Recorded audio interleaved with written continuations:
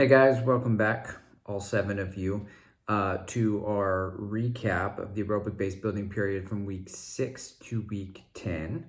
For those of you who are new to the channel, all 2 of you, I am following Phil Maffetone's method here. This is my bookshelf. Up there we've got the big book of endurance racing and training. So I'm running using the 180 formula, 180 minus my age with that heartbeat. And my pace at that heart rate is slowly getting faster from week 1 to week 5. It started around a 9:05 to a 9:10 and moved to an 8:17. In the first 10 days, everything was moving very linear, like this, because that's a line, or like that actually, because I was still slowly getting faster. I think I was getting down into the low 8s from 8:17. And then everything changed. For starters, my son got sick, and then he got me sick, and then I came down with the sickness. It hurts. And this was one of those sicknesses that also came with a cough. It wasn't COVID, but I did have a cough. So my overall pace moved from like an 8:17 to like a 9:15. And it stayed that way for at least a week to maybe 10 days. The second thing that happened was the seasons changed. So when I started this journey, it was like March 5th. It was very nice. Temperatures were cool in the morning, humidity was down.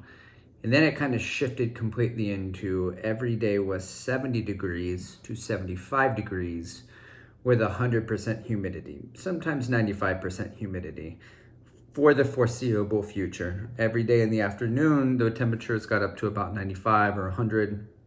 And with the heat index, it would be like 105 or 108. So I did not run in the afternoon. I only ran in the morning. And every morning I woke up and ran, and it started going to 9 minutes, 8:45 on a good day, 8:55, 9 minutes. And I sort of just accepted that that's where we are now. Until maybe October 9th in Chicago, when I finally get out of this Texas weather. Now, currently I am in my 10th week. This is my deload week. So I build my mileage. This mileage went something like 55, 60, 66, 72. That was the goal.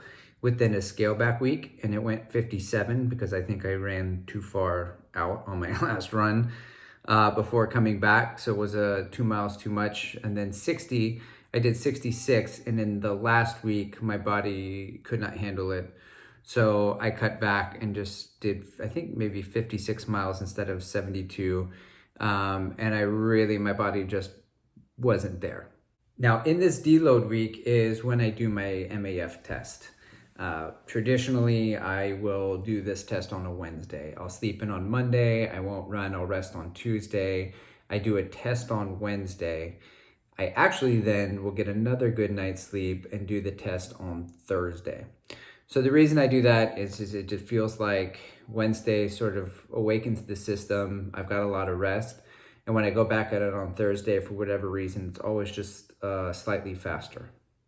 This particular week, I actually ran on Tuesday, though. I ran 7 miles, and the average pace was an 8:58.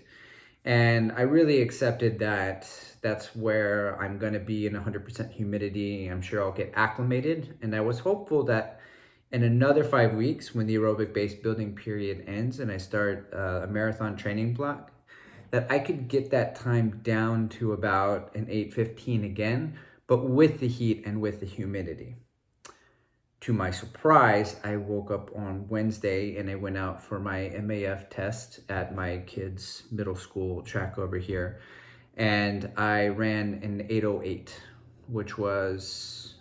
but it gets even better. So today I went out for my second MAF test in 72-degree weather with 100% humidity. And my average pace over the 5 miles was a 7:59. This is the second time that I've broken the 8-minute barrier in my Maffetone journey, which has been going on for about a year and a half. So I think that's really awesome. Special shout out to Phil Maffetone for, I guess, creating the method, and to Flores Gearman for starting the Extra Milers podcast and, promoting the Mafetone method, or else I would have never have found that, and I would still be out there on the struggle bus running really hard for no reason and getting injured a lot. And my biggest takeaway is patience. So patience, you hear it a lot with the Mafetone method, over and over. You just got to be patient, trust the process, just be patient. And it's true. That's why they say it so much. And so for me, I've seen the results enough to know and trust the process that I can be patient. So I went from like a 9:10 doing 8:17 and got a lot of my fitness back. And then at the start of the block, it was getting even faster. And so my mind was mentally moving linear and forward.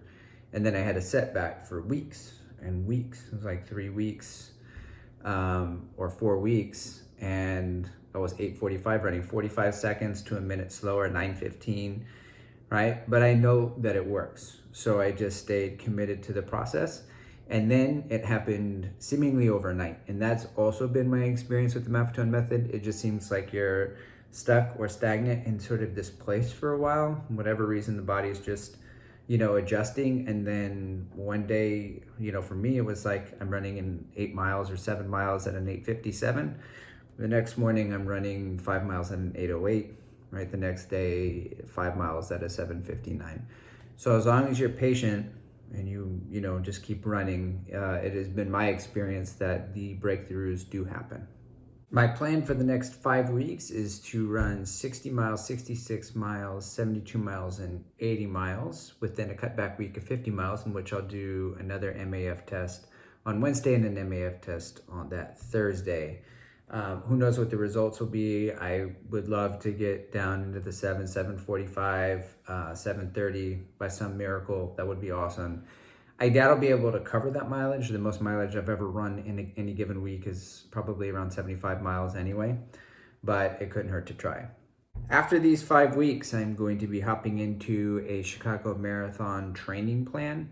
Now, I've already bought a long time ago. I wanted to say 2019, but that's not true because I wasn't running in 2019, but I bought a Sage Canada Boston Qualifier training plan that I never got around to using. I got into the Mafetone method, but now I'm convinced that that's what I want to do, Aerobic Base Building, period, and then use this program, which I bought and I want to use anyway. And the idea will be to record that, bring you all 7 of you along for the ride, and then, give you the weekly updates, and you can use the plan if you want as well. I don't know how much trouble I would get into legally, because there's 7 people who watch this, but cheers. Thanks for watching.